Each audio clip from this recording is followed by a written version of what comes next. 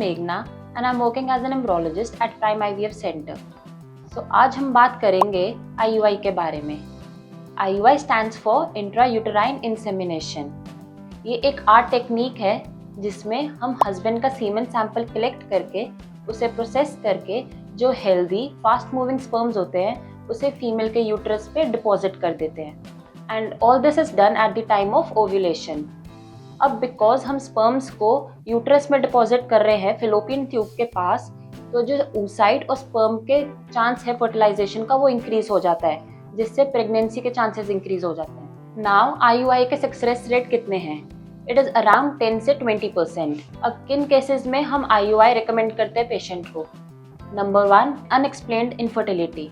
अगर फीमेल के blood test सारे नॉर्मल है, उनका यूट्रस नॉर्मल है, उनके हस्बैंड के सीमेन पैरामीटर्स नॉर्मल है और फीमेल के जो फेलोपियन ट्यूब्स है वो ओपन है, फिर भी वो कंसीव नहीं कर पा रहे हैं, इन केसेस में हम IUI रिकमेंड करते हैं। या अगर हस्बैंड का स्पर्म काउंट लो है या मोटिलिटी लो है, उन केसेस में भी हम IUI रिकमेंड करते हैं।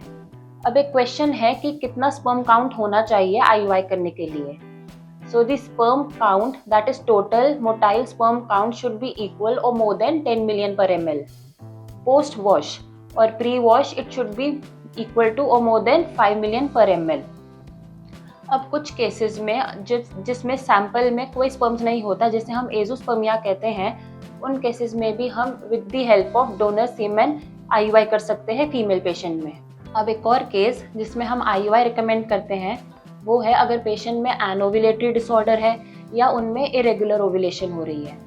उन केसेस में हम पेशेंट को मेडिकेशन देके उनके फॉलिकल्स ग्रो करवा के इंड्यूस करते हैं ओव्यूलेशन एंड देन IUI करके हम प्रेगनेंसी अचीव कर सकते हैं। नाउ IUI करते कैसे हम?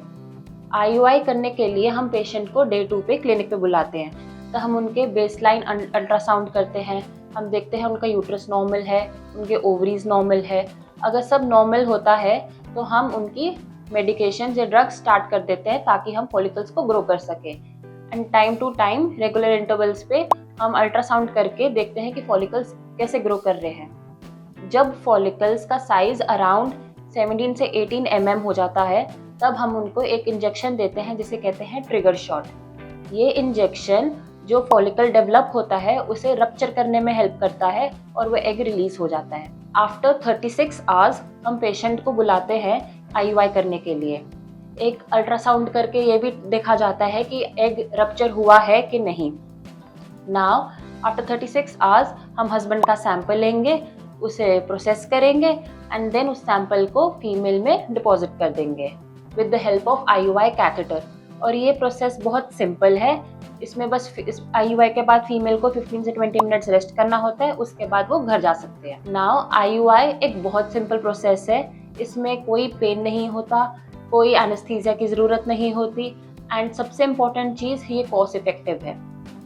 नाउ IUI का सक्सेस रेट इज़ अराउंड 10 से 20%, बट ये भी डिपेंड करता है काफ़ी फैक्टर्स पे, लाइक पेशेंट की एज क्या है। अगर पेशेंट यंग है उन केसेस में IUI के सक्सेस होने के चांसेस ज़्यादा है, और अगर पेशेंट की एज ज़्यादा है उस पर कम हो जाते हैं। स्टडीज़ ये भी शो करती है कि 40 से ज़्यादा अगर एज है तो चांसेस IUI के कम हो जाते हैं। उन केसेस में पेशेंट को IVF या ICSI के लिए जाना चाहिए।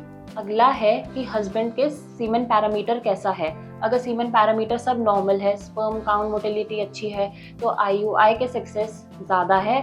अगर पुअर है तो IUI का सक्सेस कम हो जाता है। Thank you. If you have any further doubts or queries, feel free to contact us.